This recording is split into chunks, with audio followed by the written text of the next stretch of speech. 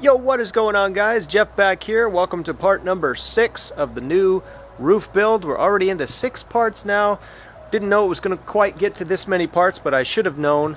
Anyways, we're making great progress. In the last part, we actually got the new roof design pulled off of the car, as you can see there, and it is looking quite good.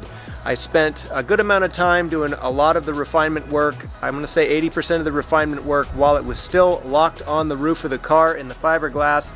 That way, when I did pull it off of the car, I had a minimal amount of work to go ahead and finish up. And I'm very, very happy with what it's looking like already. There's a few little things that I've already seen after having taken it off of the car that I know I am going to need to adjust. They're not major things at all. Just literally like this area right here that needs to be shaved down a little bit to match over on the other side there. Just little stuff like that, but for the most part, the shape is dialed in and I am absolutely thrilled. The meat and potatoes of this video is really going to be removing all of the stuff that we do not need anymore, and that's going to be trimming off all of this excess stuff on the edges, on all 4 edges of the piece. We don't need that, obviously. The other major thing that needs to happen is we need to remove the clay from the underside of the piece here. The clay actually came off all together along with the piece itself, so none of the clay is left on the roof, or very, very little, I should say. And that needs to come out of here. Obviously, we're not going to be needing the clay anymore in this piece. So once we get the clay out of here, we are then going to reinforce the bottom of this thing, especially in through these areas right here where the fiberglass maybe is not quite as thick as it is everywhere else. We really want to make sure that we're strengthening this thing adequately because it does see a lot of air and a lot of flex in the car, so we want to make sure that this is a very, very strong piece and that all of the mounting areas underneath where it's going to be mounted to the roof of the car are very solid. There's no cracks, there's no anything that's going to compromise the structural integrity of the piece. It's very critical that this thing is dialed in correctly, because the last thing we want is this thing flying off the car or something happening while I'm on the freeway and then it hitting somebody else or something like that. That would be no good at all. So we take an adequate amount of time to make absolutely sure that this thing is properly done and not just sloppily cleaned up a little bit and then thrown on the roof and called a day. We make sure we do it right because we're not only thinking about ourselves, of course, but we're thinking about the safety of others, and you just always want to make sure you're doing that whenever you're making custom parts like this. So I'm first going to go ahead and flip the thing upside down because that's primarily where we're going to be working on this piece in this part. And that will allow me to see all of the lines where I need to make my cuts, and it will of course give us access to the clay underneath.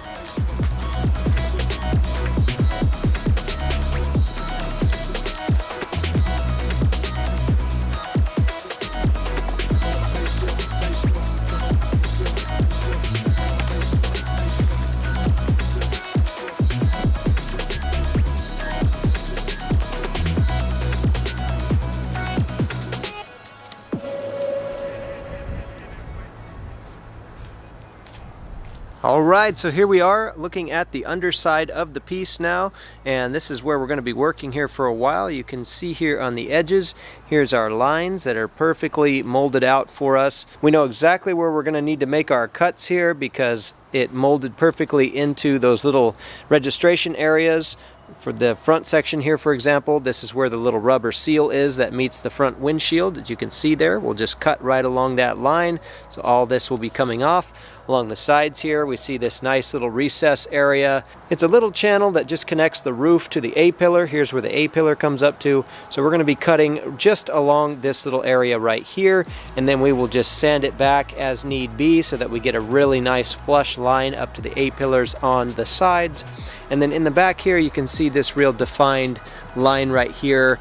That is the back section of the roof as it goes back toward the hatch. So we're going to be making a nice cut line along this section right here too. So very, very simple to see our cut lines on this thing. It's going to be very easy to go ahead and cut off those excess pieces, and right away as soon as we do that, the piece is going to be looking way, way better. All this stuff is such an eyesore. We want to get rid of that ASAP. Aside from making our cuts, the other major thing is the clay, of course. All this clay needs to come out of here And so what I will likely have to do is get my scraping tools out and just scrape it a little bit at a time. It is definitely not going to want to come out of there very easily, so it's just going to be a process of getting it out one piece at a time. That's usually the case, but once we get it out, we can just use a wire brush to get in there and clean out any of the excess clay that may want to be hiding in any of the in the creases or anything like that. It will be fairly simple to get that cleaned up. So I'm going to go ahead and get started by making my cuts, and in order to do that, I'm just going to be using my handy dandy Dremel tool with a cutoff wheel just like this, a fiberglass cutoff wheel specifically designed for this type of task. And I'm just going to take a Sharpie marker first and foremost and just mark off my cutting line all the way around. That just makes it a little bit easier for me, so I'm not accidentally, mistaking one line for another. Just do a Sharpie marker ahead of time, and that way it will make your job that much easier. All right, we'll go ahead and get started right now.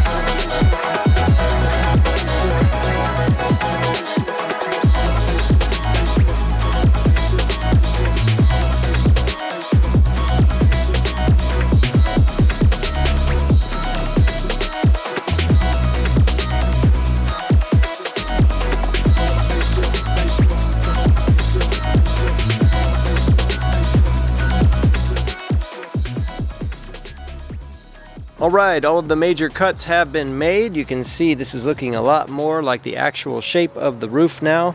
I went ahead and pulled off the blade just a little bit off of my cutting line just to give me a little bit of extra space. I wanted to make absolutely sure that I was not accidentally cutting into the actual roof itself. So what I will do is just sand in all of the excess. If there's any excess here, like right here, I'll just do that by hand. And especially back here, I really wanted to make sure that I did not overshoot with my cut into the back section. So I actually did about 1/8 of an inch back from my cutting line just to give myself plenty of room to go ahead and hand refine that line back in there, because that's going to be a lot better than having to actually go in and fix a mistake after the fact and refill anywhere where I overshot the cut and cut in too deep.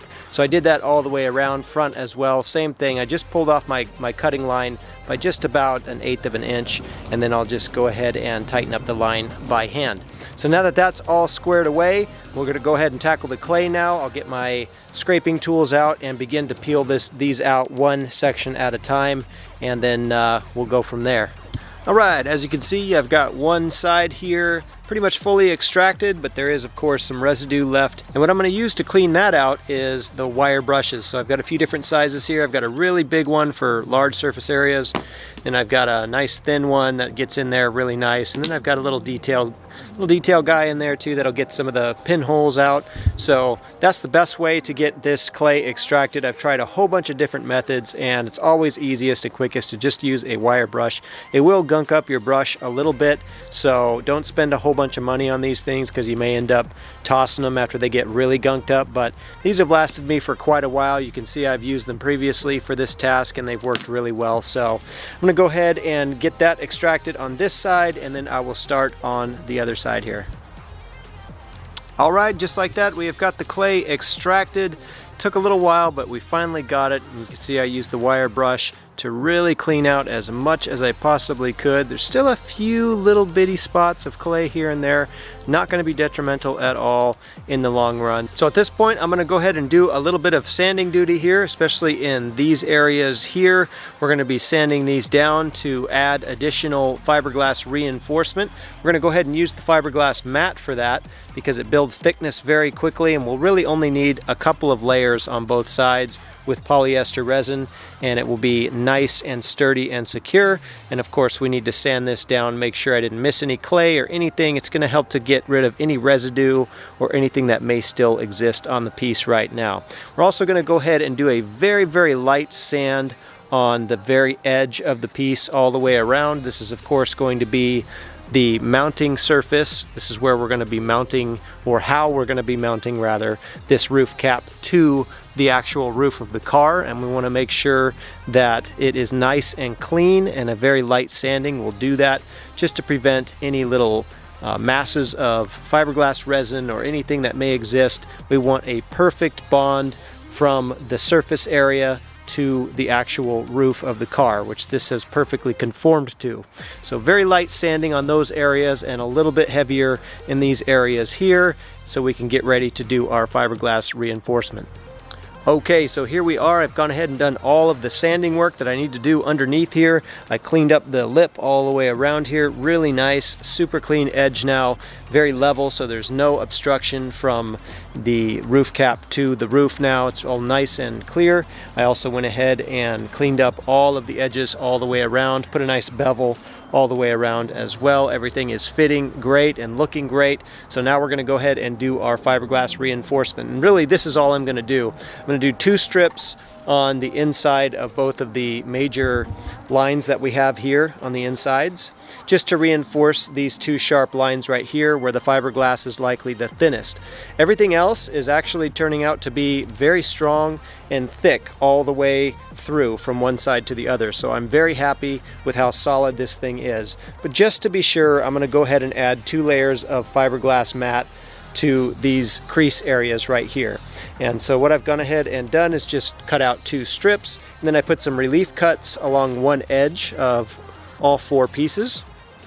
And as you can see, as I lay this up here, I want to be careful not to come up past this point right here, because then we'll be getting into where the cap actually makes contact with the roof, and that will cause an obstruction. We don't want that. So we want to keep it below that line, and so right about here, so that we're strengthening that crevice right there. And the relief cuts allow it to fit in there really nice and snug. Because there is a very slight curve in there, this will not want to lay perfectly without some kind of a wrinkle in the material. So we put relief cuts so that that will not be a problem.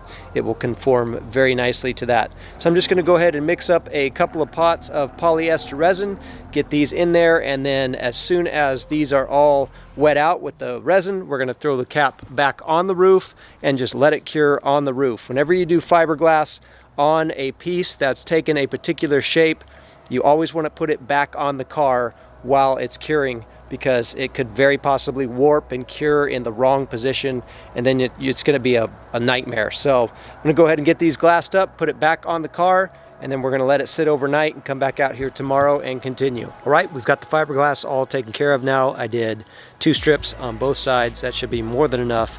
And we're now going to go ahead and take the piece and put it back on the car and let it cure overnight. We'll come back out here and start the finishing touches.